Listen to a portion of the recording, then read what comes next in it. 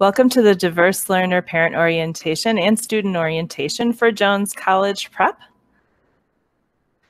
Today's agenda, we are going to review a little bit about Jones College Prep. We'll introduce our diverse learner team. We'll talk about the relationship between service providers and students and parents, working with gen ed teachers in gen ed classrooms. We'll also talk about co-teaching models and utilizing our academic lab, or AC Lab as it's called. We'll also talk a little bit about the resource room and some next steps. Regarding Jones is that we are a rigorous, fast-paced college prep academic program with over 125 different course offerings, and we have honors level classes at Jones and over 25 advanced placement courses as well that our students are able to take. We also have some dual credit options available at Loyola University and through City College of Chicago, and we also have a career and technical education program. So during this presentation, if you have any questions, we're going to ask that you put them in our chat box, and we will also answer those questions in the chat box as well. There we go.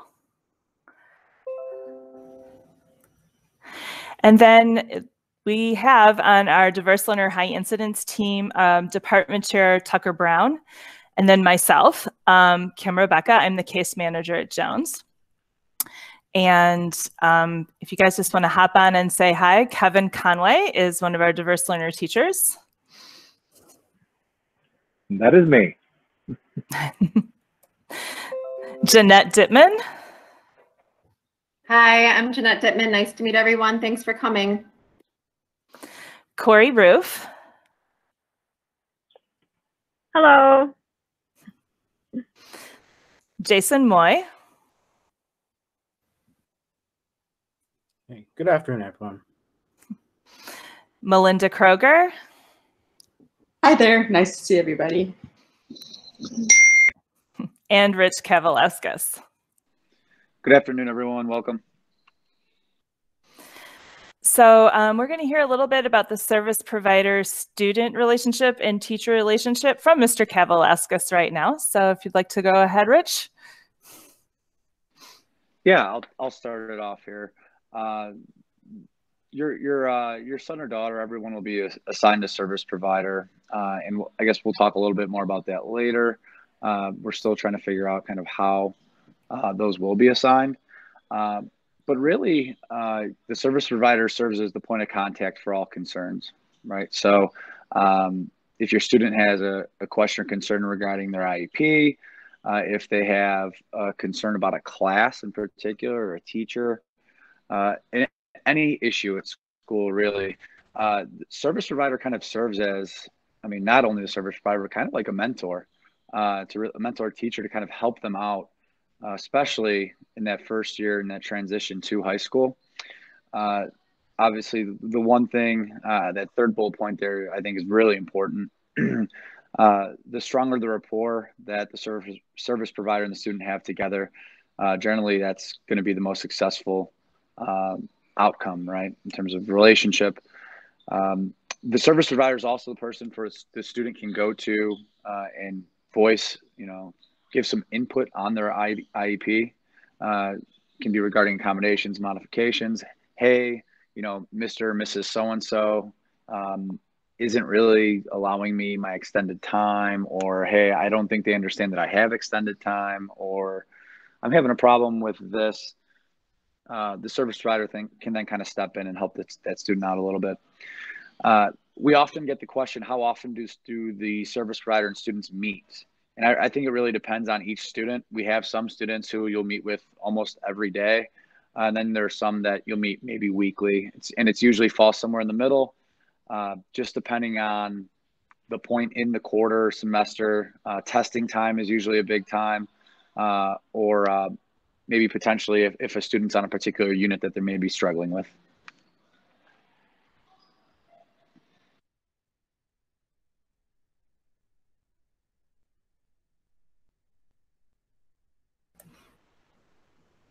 Can you go ahead and continue, Rich? I sure can. Thanks, Kim. The parent relationship with the service provider. We also serve as your point of contact for all concerns regarding the student, not just the IEP.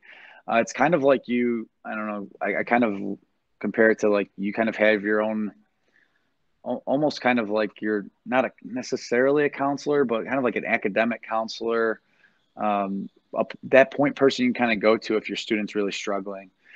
So if you do have questions regarding their accommodations or modifications or how their IEP is being followed, the service provider would be the person to go to. I do always encourage parents to reach out to the particular general education teacher that they may have a problem with first. And I don't mean to be so negative, say problem, but a concern with, whatever it may be. And then kind of hear their side of the story. And then if the service provider needs to step in or give some type of input, then we can as well.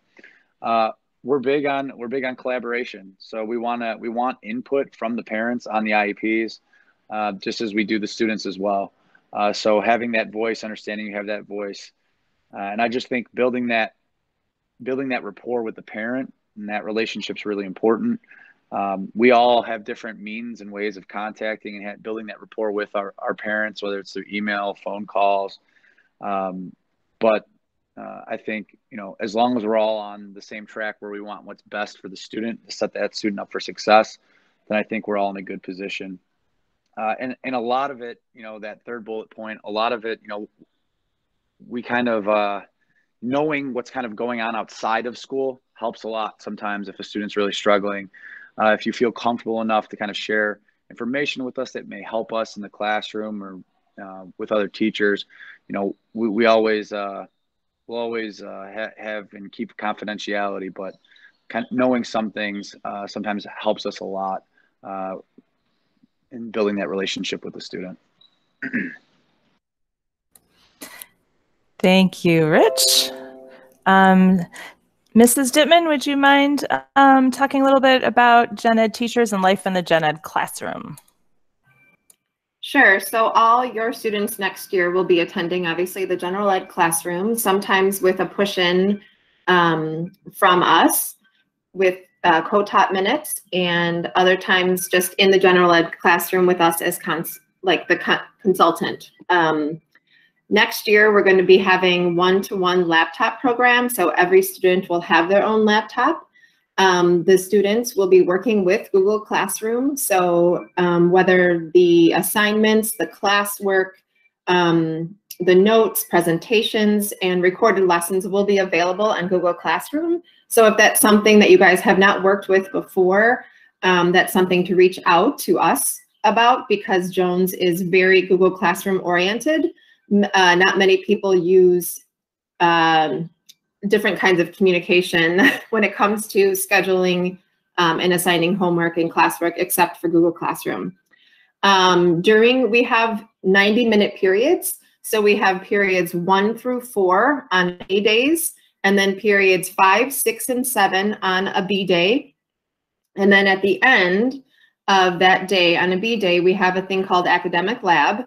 And that is a great time for you to check in with your service provider. So one of us, you'll get all this orientation also when you have freshman connection, but this is just a little bit of an overview before that. But during the 90-minute periods, there might be a time when the general educator will lecture. They may have group work. They may have you work on your own. They may do, since COVID, I'm sure things will be less group work oriented, but there will still be collaboration with other members of the classroom. So hopefully all of the modalities are being taught to, because as special educators, we know that all you guys learn differently. So some of you may learn visually, some of you auditorily, some of you kinesthetically. There will be definitely different modalities being taught during those classes. Sorry, the train's going by. And then your student's IEP, they're coming in with it, obviously, and all of the general ed teachers will have access to that IEP, and they should have read the IEP prior to the beginning of the academic school year when they meet your child. We, as their service provider, will also read their IEP, so we are knowledgeable of it, and we will be able to support the general ed teacher and answer their questions when it comes to it. The status remains confidential. The general education teachers may modify assignments as needed, but they always, if they have any questions, they reach out to the diverse learner teacher, which is us, and we let them know, yes, this is good. No, this doesn't work. This is not fitting the modification. This is not fitting the accommodation, or yes, this is something that would work for our student. And of course, because it's individually written, everything is going to be a little bit, it's case by case. So we may have to learn about how your student learns in order to support them in the class. But that usually happens really quickly. We've been doing this for many years, and we've been very successful for getting kids transitioned right into the beginning of their freshman year.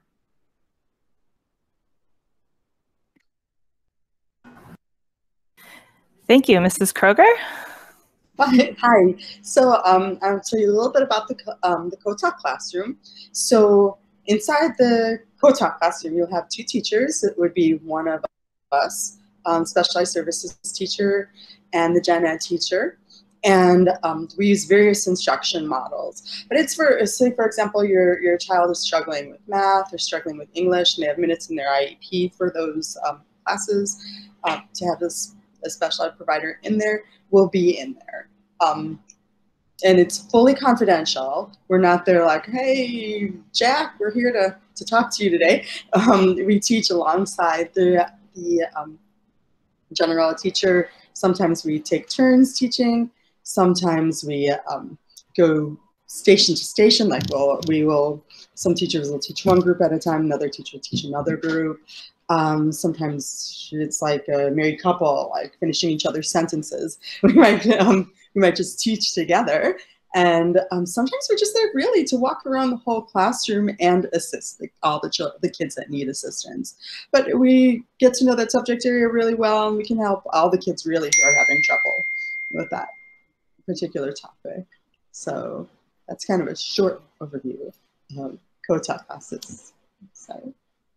Thank you. Mr. Conway, would you like to describe ACLAB for us? Sure. Yeah, so ACLAB is the 90-minute period at the end of every B day. And ideally, that period or that time should be used to meet with a teacher, meet with multiple teachers, meet with the service provider, work on group projects, whatever it is that you may have to do. Sometimes, since it is 90 minutes, if you need to take a little break, just to kind of unwind before you dive into something, you can do that. But we do see some of the pitfalls of especially freshmen using it as a time to just socialize and sit around and not do anything. So then they tend to get behind. So it's really important to kind of get used to having that ACLAB and utilizing it for what it is meant to be used for. And also during that time, you can meet with your service provider. We are, the majority of the time, the diverse learner teachers will be in the resource room. It's a large room with plenty of space for all of us to be in there and multiple students at a time. It's comfortable and it's very accessible once you find out where it is. It's in the North Building. But yeah, it is. It really is just a time to hopefully get a lot of the homework you may have done, so you don't have to do it that night. And especially if you're not really, if you may be struggling in a class, go see a teacher just to kind of go over the material you may have learned during that class period that day, so you do have the capability of going home that night and completing an assignment. One other thing that ACLab could be used for is if you had a test or a quiz earlier that day or the day before and you weren't able to finish it, you can end during ACLab and finish the test or quiz. We highly recommend that you do this immediately after the test or quiz, and don't forget about it, because you'll have to go back and finish a quiz that may already be a couple days old, and it might be a struggle for you to remember the material. So highly recommended to take care of that as soon as possible. And yeah, come and check with your service provider to kind of get down the schedule of who you need to meet with and how long you need to. And it is a skill on how to communicate with adults, so we can also work on that during ACLab too. So yeah, pretty much it. Thank you, Mr. Conway. Mr. Moy, can you talk a little bit about resource class? Sure. Resource class. What is it? It's a scheduled class with, it's actually a scheduled class on your schedule that students with IEPs have the opportunity to take. It's 90 minutes to receive supplemental instruction for courses. The staff rotates as teachers. So everyone here on the meet has had a resource period or do currently have a resource period. The slide says, wait, is ACLab and resource the same thing? No. As Mr. Conway was describing ACLab, ACLab is more of a, as Dr. Power says, it's more, we treat the high school sort of like a college campus where students have, choices to go to different teachers or relax and do things like that. Resource is actually on your schedule, and it's indicated on your IEP either through independent functioning minutes or actual content area minutes. Is resource worth graduation credit, and can I take it 4 years? Resource does not count as graduation credit. However, students will be able to graduate like everyone else in 4 years with that extra period. Thank you, Mr. Moy. And finally, Miss Roof. Hi. Can I also add that, what was I gonna, I'm sorry, I was thinking as Mr. Moy was talking, if your student does have independent functioning minutes in their IEP and has signed up, usually resource will come in place of an elective class. You will be contacted to discuss adding the resource period rather than one of those elective classes. Let's see, what is our resource room? The resource room is used for many different things. The resource period, but also it's a place for students to take tests in a separate setting. So students who have an accommodation to test in a separate setting can go to the resource room. Teachers will work with the resource teacher to send the test to the resource room. Again, you'll still get your extended time in the resource room, but you'll have to make sure you go back to the resource room to finish your test if you don't finish it on time. Let's see. There's always, we always have one diverse learner teacher in the resource room. Some students kind of just use it as a quiet place to study or work on homework, especially during ACLab or sometimes their lunches.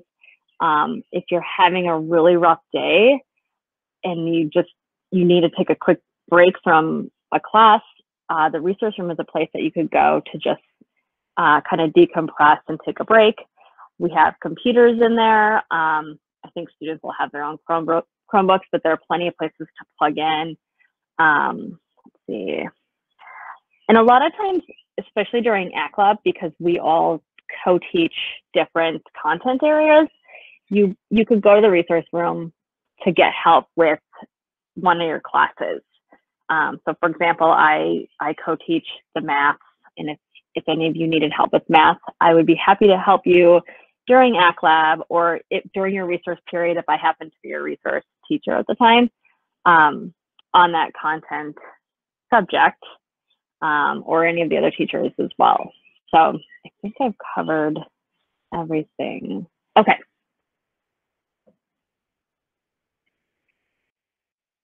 Thank you, Corey. So next, if you have not enrolled your child in Freshman Connection, we highly, highly, highly, highly suggest that you do so. It will be in person this year, July 19th through 23rd, and you can sign up for that online on the Jones website. And then check your email inboxes over the summer for any updates from Jones and our diverse learner team. Does anybody have any questions for us as we're wrapping up?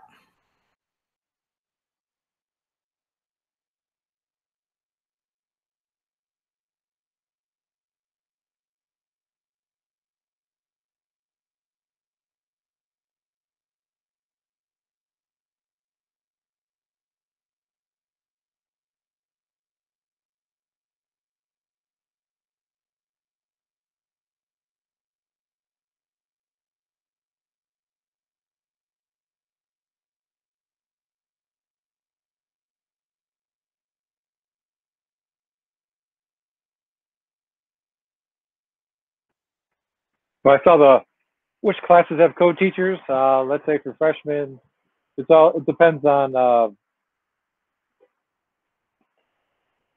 what classes they're taking, but I will give you a general consensus of Math 1. If they tested into Math 2, obviously Math 3, World Studies, and English 1, and Physics. Ms. Kroger, are we in physics? Yeah. More specifically, Mr. Conway, if the student has minutes in a class, then it has to be co-taught, right? Yeah, I was just saying that for the most part, Right. AP Human Geo, I wouldn't highly suggest taking that, but if you do, that will not be co-taught. None of the AP classes will be co-taught, for obvious reasons. But yeah, you can, like I said, for freshmen, it's mostly World Studies, English 1. Depends on what math class, and World Studies and Physics.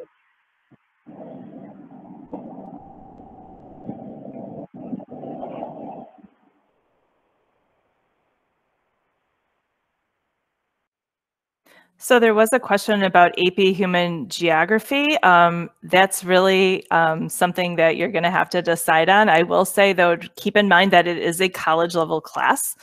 So it does require quite a bit of work.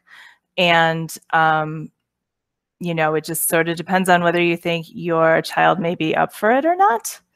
And then in terms of placement tests for math, you need to contact Kimberly Bowman, who is also listed on our Jones website. She is the math chair, and she can advise you a little bit further about whether or not a math placement test is necessary and how it is, or how it is you just sign up for Math 1. Yeah, just to piggyback on the AP Human Geo too, it's obviously a class that is already planned out, so the speed is going to be very quick.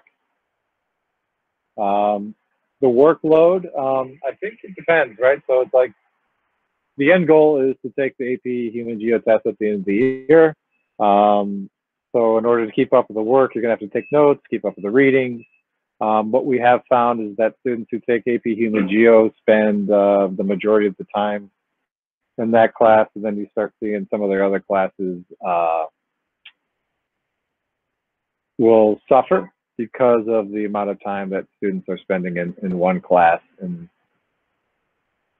so if your child was a very strong reader, good note taker, and can work and schedule, is a good time manager, then that would probably be a decent class. But yeah, it's a lot for a freshman, especially after being in this weird time over the last 2 years. So just keep that in mind.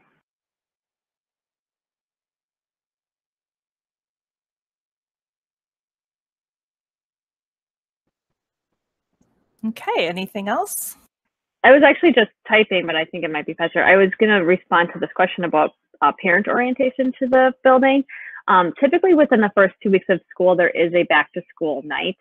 I'm not sure what's going to happen with COVID guidelines and how that will come to play with school and CPS, but that is typically what we do. And again, you'll get more information about that as it comes.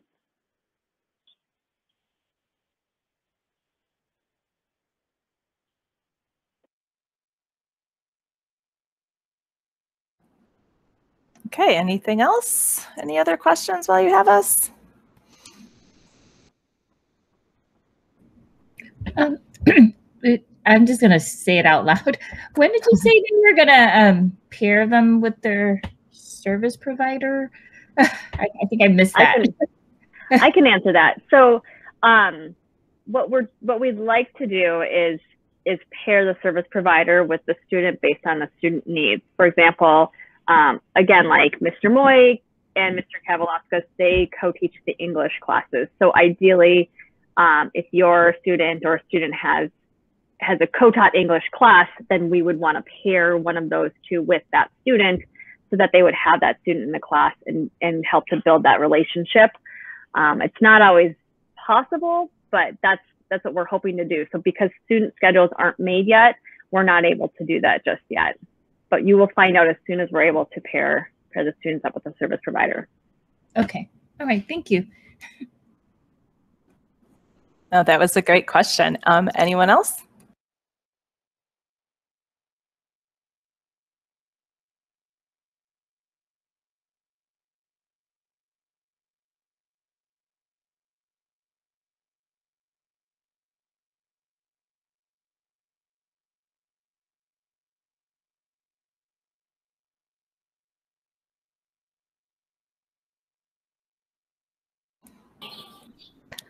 Well, thank you all for joining us today for our orientation for our diverse learners. If you have any other questions, I did email you about the event. I'm Kimberly Rebecca. I am the case manager at Jones. We are hiring another case manager at Jones, so I'm not quite sure who I will be working with either in the fall, but I'll be happy to answer any questions that I can for you in the next few days. So thank you so much, and we look forward to working with you very soon. Have a great day.